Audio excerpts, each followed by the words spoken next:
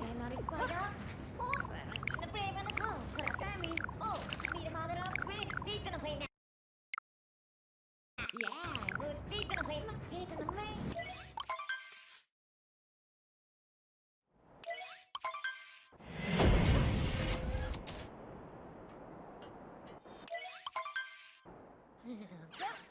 Yeah.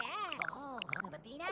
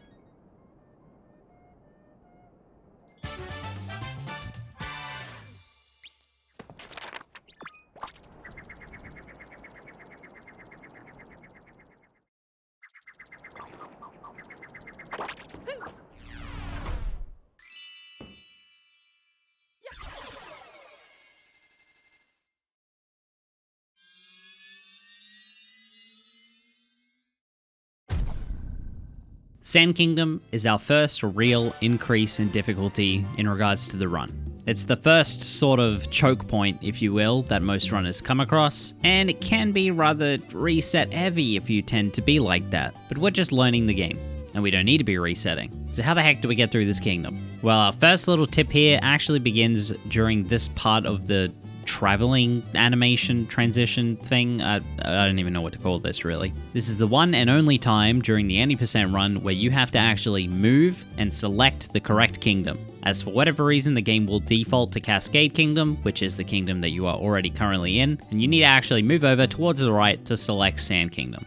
If you don't, Cappy will just yell at you and tell you that you're a big dummy and you can't travel to the same place that you already are. And then there's also another one and only time thing that occurs during this transition into Sand Kingdom. During the little talk with Cappy inside the Odyssey, you actually need to start spamming B towards the end of his dialogue. The reason for this is the game will do its quote-unquote little tutorial section and try and push you into what's known as the action guide, which is the part of the game that basically just hand feeds you all of the ways to do things. Like, wow, press this button and throw Cappy.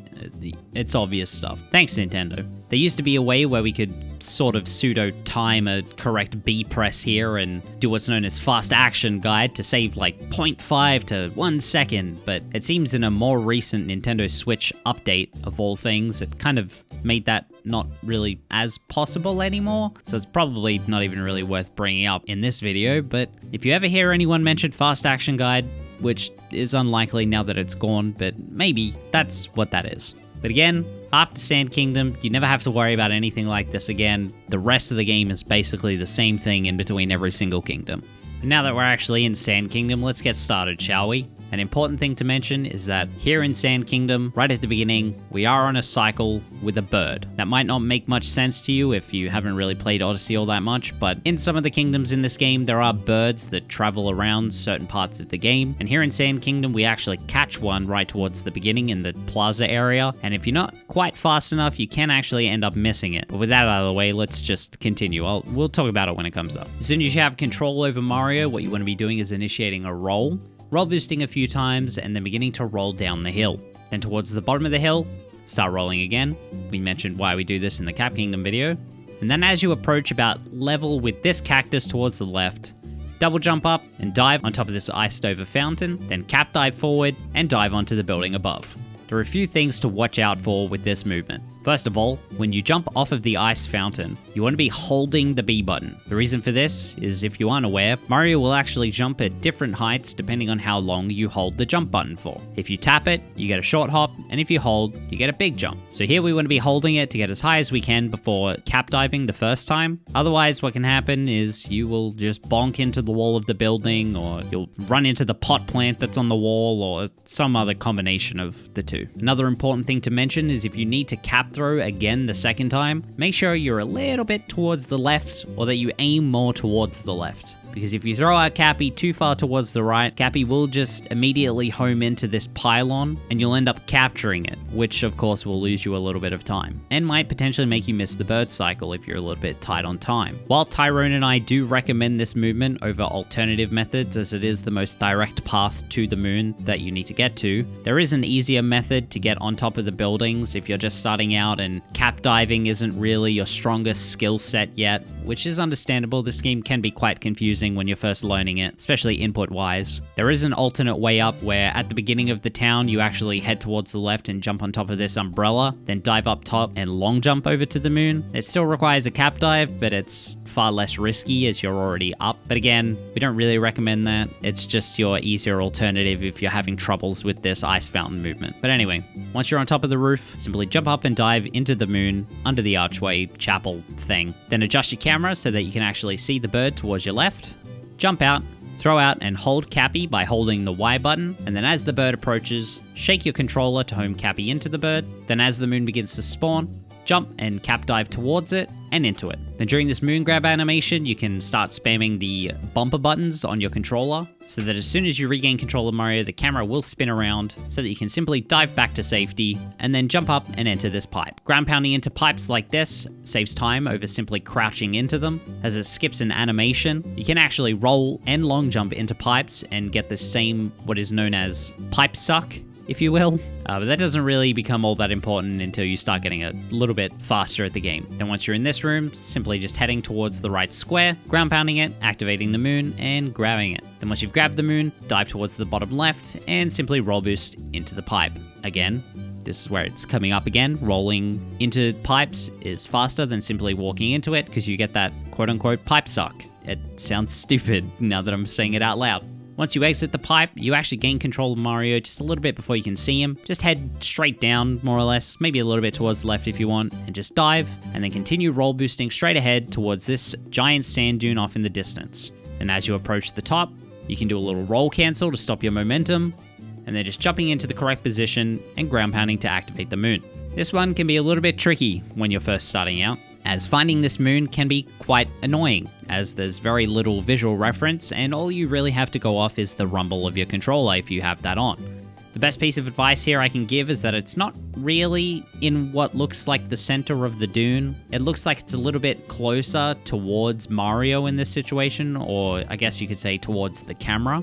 Your positioning and the perspective kind of skews what the top of the hill looks like, so it can be a little bit hard to find when you're coming at it from this angle. But if you just give it a little bit of practice, eventually this will become a little bit more natural, and you'll start getting it in just a few attempts, or maybe just one attempt. As you're grabbing this moon, what you can do is turn your camera towards the left, so that when you grab the moon, Mario will automatically be facing the direction that we're about to head. This is a tiny little optimization thing that we do a few times throughout the 80% run, and while it might not be super important for a beginner, it is one of those nice little things that you can do to just save a tiny little bit of time here and there, and it's not really all too difficult. Then as soon as you've grabbed the moon, simply dive and reset your camera with the bumper button so that you can see where you're going, and roll down the hill. Then begin roll boosting forward and head towards this ice pillar in the distance. Then as you're going up this little hill, begin a triple jump sequence, cap dive, and dive on top of it. Then once you land, backflip, then cap dive and dive forward, and then jump up top and roll boost into the moon. If you find yourself bonking into this pillar, archway thing, whatever you want to call it, instead of making it on top, a handy little bit of advice here is that when you dive onto Cappy, you can actually do what's called a neutral bounce, where when you dive onto him, you input no inputs on your left analog stick, so that when Mario dives onto Cappy, he doesn't have any retaining momentum, so he won't continue to dive forward. So a neutral bounce, you'll simply dive onto Cappy and Mario will bounce straight up in the air. Whereas if you continue your momentum by holding a direction, Mario will bounce onto Cappy and then continue heading in that direction. So that might be what's causing you to bonk into the pillar. So instead, neutral bounce on Cappy, you'll see Mario jump directly up, and then you can dive forward again and gain new momentum and then continue up top.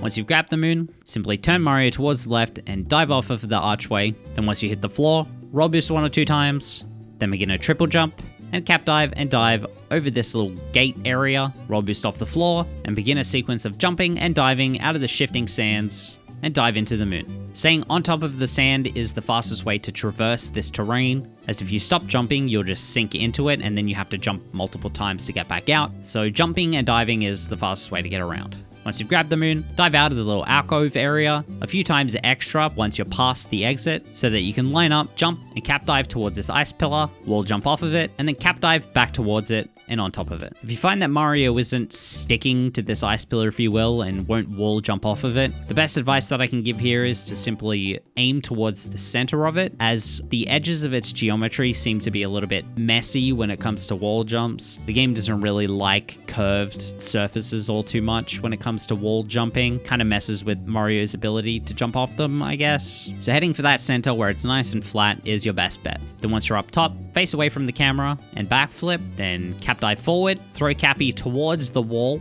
to do what's known as a cap stall before wall jumping off the wall, then cap diving back towards the platform and diving up top. To go into a little bit further detail here on what a cap stall is, throwing Cappy at a wall just before you touch it will do what's known as a cap stall, which prevents Mario from instantly going into his wall sliding piece of movement, I guess you could call it, so that he kind of just stays against the wall for a second so that you can retain as much height as possible, and in some circumstances can actually help you make sure that Mario definitely gets a wall jump. They do, technically speaking, lose time to a normal wall jump, as throwing out Cappy and stalling against the wall loses, I think it's something like 0.3 or 0.5 every time you do that. But when you're first starting out, and I mean, heck, even as you start getting faster, sometimes they are just necessary in certain scenarios. So don't feel like you have to cut them out at all costs. They can be helpful when you're learning, and I definitely recommend them. But once you're up top, head towards this glowing box, throw Cappy at it a few times to break it open, and then once it spawns, simply head over towards it. But instead of going straight towards it,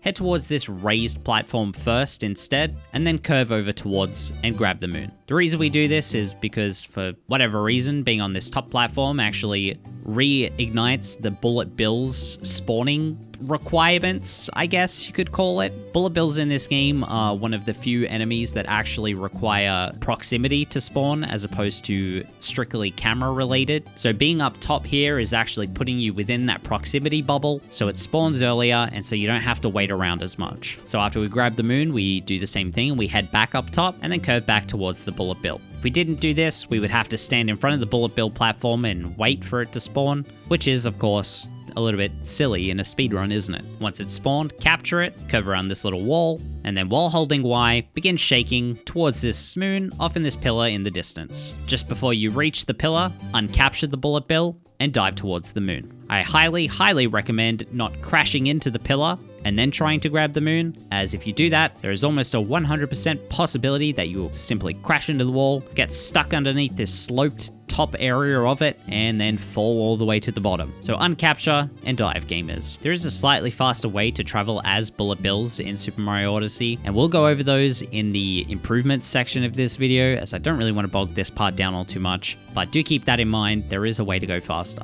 After you've grabbed the moon, throw Cappy towards the left, initiate a ground pound, and then roll off the pillar. Then continue roll boosting up this hill, over it, and then head towards this shining spot on the floor, ground pound it to activate the moon, and grab it.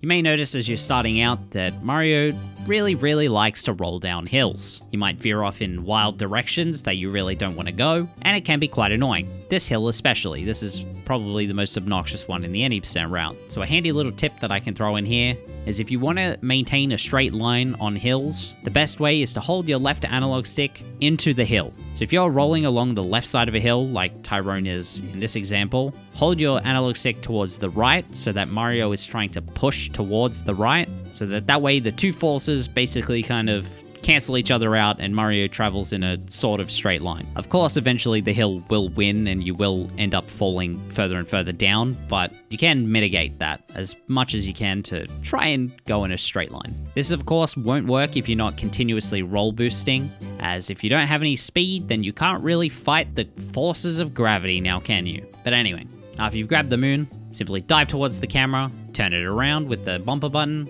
and begin roll boosting forward. Jump off of this hill, cap dive towards this wall here, roll boost off of it, and head towards this little slit in the wall. Once you're in front of said slit, let Mario sink into the sand a little bit, just until his head is underneath it, then while holding forward, begin spamming the jump button, until eventually your camera perspective will change, you'll be inside, and then just continue jumping until you jump into the moon. Once you've grabbed the moon, turn to face the pipe and roll into it. Then as you exit the pipe, dive towards the left, and continue jumping and diving towards the stairs, dive on top of them, and then turn and begin rolling up them. Avoid this sign here, it's in a really obnoxious spot, trust me. Then continue running forward and run over the edge of this ledge. Turn your camera to face this bullet bill and capture it as soon as it spawns. As you're capturing it, turn the camera towards the right and then head towards this box here. Break into it to spawn the moon and then jump up and grab the moon. Then after grabbing this moon, quickly dive towards the camera and head back towards the bullet bill as another one will be spawning, and then throw out Cappy and capture this one. Turn your camera towards the right again and then head off to this boon on this pillar. Then after grabbing it, head towards the left, and what we're about to do is known as Jaxi Skip. This, I would say, is probably the first real choke point for people as they start learning this game. It's the first really difficult thing to get your head wrapped around, but trust me, it's not actually all that hard. It just requires a little bit of practice to get used to, and then you'll be doing it every single time without issue. So, as you're approaching the Jaxi platform, head towards this very specific line on the wall and crash into it as the bullet bill. This is the exact opposite instructions that I gave you on the last pillar. This time, it's important, as crashing into it in the bullet bill is what lets you wall jump off of it properly as Mario. So again, crash into this part of the pillar, then wall jump as soon as you can, button, let Mario come a little bit away from the wall, then throw out Cappy back towards the pillar and dive up top. Most of the issues that people have with this movement is that they normally end up trying to cap throw back towards the pillar way too fast and end up bonking into it. This can easily be remedied by just simply letting Mario come a little bit further away from the wall to get just a little bit more height and to also position him far enough away so that he's not too close, similar to the neutral bounce movement we went over towards the beginning of the kingdom. But once you're up top, throw Cappy towards the first chest and then move past the first chest and throw Cappy towards the back chest to both spawn the moon and grab 50 coins respectively. Then simply jump into the chest moon to grab it. Make sure you grab this moon from the back of its hitbox towards the very back corner of the chest. That way after you grab the moon, you can simply dive towards the corner of the Jaxi platform and then long jump off of it. Then once you hit the floor, continue rolling forward. Then as you reach the edge of the poison, begin alternating between roll boosting and simply rolling while holding towards the left so that Mario actually curves around the corner. This might sound obvious, but you can't really turn Mario in any direction while you're roll boosting. So the quickest way to get Mario to move is to stop and move. Then continue roll boosting towards this cactus off in the distance before jumping towards it and throwing Cappy at it to capture it, moving it forward, uncapturing it, and ground pounding to spawn the moon. Then move out of its way, begin roll boosting up this hill behind it, heading towards this little mound of sand in the distance, ground pounding the top of it, and grabbing this moon before diving forward, and then heading towards this tree on the other side of the frozen lake. Triple jumping towards it, and cap diving and diving at it, and then collecting all of these notes. These notes might seem to be super obnoxious, and you might look at this clip and think to yourself, wow, Tyron just lost 1,000,000 years. Why would I do this? This is slow. The alternative to this route was the old Sphinx route, and Tyron actually gave me a clip of him doing both of those routes. And let me tell you, even with this scuffed tree movement, he still saved 10 seconds over that old route. This is still fast. Don't at me. It's still the optimal strat. But after you've grabbed this moon on the tree, wait until you touch the tree, and then open the map with the minus button, move your cursor over towards the Odyssey, and click on it to warp to it. Then simply throwing Cappy at the globe, and heading out of Sand Kingdom.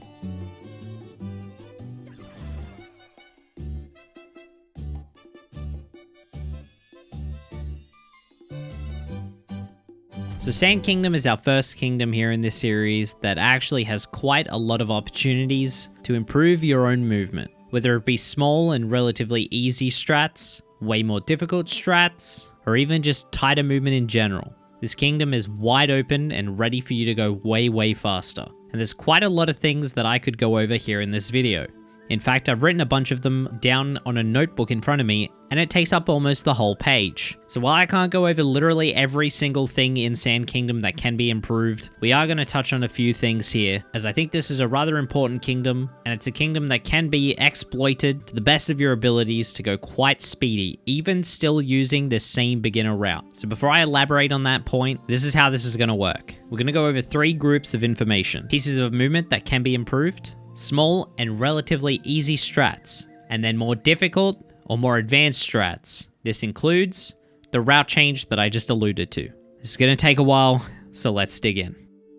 When it comes to tighter movement in Sand Kingdom, honestly, the easy way to say what needs to be said would quite literally be for me to say, the entire kingdom. Okay, moving on to the next section. Now, while that's quite obnoxious, it's kind of also somewhat true. So I don't have comparison clips for literally every tight piece of movement like I did in the Cascade video. The reason for that is because this video actually has to come out eventually. And there's not just 2 pieces of movement. There's quite literally the entire kingdom's worth of improved movement. And if I were to record clips for everything, it would take me all year. So I do have some clips. I don't know how I'm going to be able to compare them in the edit, but let's go over a few things. One thing to mention before getting started with Sand Kingdom is a little bit of information that many people might not actually know. The bird in Sand Kingdom actually begins moving during the cutscenes at the beginning of the kingdom. This might seem inconsequential, but if you take a little bit too long one day to skip through those cutscenes, you may notice that the bird is way gone, even though you thought you were going just as fast as normal. So as you're entering Sand Kingdom, you do really need to be paying attention to those cutscenes and making sure you're skipping them as fast as you can. Otherwise, that bird is just going to fly away, and we obviously don't want that. This beginning movement at the start of Sand Kingdom can be quite improved. Less cap throws, more optimal movement. It's as simple as that. Rumble Room can be improved by throwing Cappy at the beginning to aim directly for the square that you need to jump towards. And of course, adding a Spin Pound as well. Spin Pounds are an option all throughout Sand Kingdom for quote-unquote tighter movement that can be achieved. And I'll touch on them during these pieces of movement, but just know that you, of course, don't have to implement them if you're not comfortable with them yet. They do take quite a lot of time. Coming out of this Rumble Room, you can also throw Cappy towards the down left position on your left analog stick as you're exiting to roll boost off this ledge here. Once again, just a tiny little thing you can chuck in once you're comfortable with going fast. There's some movement coming out of the alcove that you can do where you can cap dive out of it, cap throw against the icicle, and then wall jump off of it, and then cap throw back towards it to jump up top. This saves you having to dive out of the alcove and reposition yourself. There's a Spin Pound you can chuck in here in the lone pillar. You can utilize a roll cancel off this hill as you're approaching the Shifting Sands moon to maintain your momentum just a little bit better. If you're comfortable with motion controls, you can add a spin throw instead of a cap throw for your Jaxi skip movement to open the chest instantly. This again saves minimal time, but isn't any more difficult than throwing out Cappy normally, aside from the fact that you have to shake your controller instead of pressing a button. You can grab the chest moon in its back right corner to allow you to set up for a dive instantly after grabbing it, so that you can roll boost off the Jaxi platform instead of having to long jump. You can add a spin throw to capture the cactus instead of a cap throw. This allows you to grab it just ever so slightly earlier than normal. And really, unless I missed anything else, that's probably it when it comes to just general tightening up of movement when it comes to Sand Kingdom. There is probably a few things that could be touched on that my brain is forgetting in this run through, but that just about covers most of it. Alright, let's move on to some things that we can actually time, shall we? There are a few minor strats that we can go over here in Sand Kingdom that do save just a little bit of time to help us lower and lower that gold. The first easy one to go over would be some improved dram movement.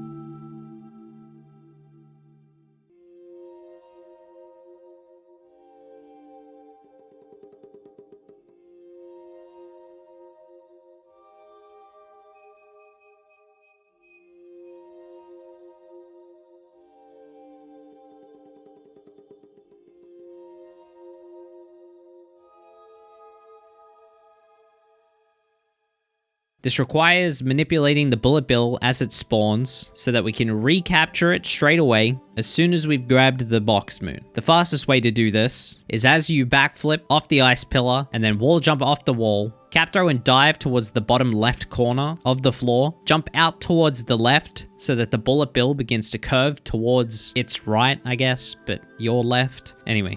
And then cap dive back towards the box. Quickly throw out Cappy a few times to break the box open, and then instantly head towards the moon. You'll notice that the bullet bill will curve back around just in front of its spawning platform, and you can then long jump towards the box moon, throw out Cappy behind you, turn around in midair, dive towards the moon, and then just before you touch the moon, shake to both roll boost and recapture the bullet bill. When done correctly, you should instantly recapture it. We currently refer to this as Dram, which, if you've been paying attention to Odyssey strats, means absolutely nothing. It's just how it is, I guess. But this is the fastest current quote-unquote beginner way to do the bullet bill movement. But this movement does change once again if you implement what's known as Dram strat, which is what we'll cover a little bit later in the video. But for now, if these are the strats you intend on using, this is the best and fastest method. The next minor strat we need to talk about is actually directly after this movement and involves the bullet bill.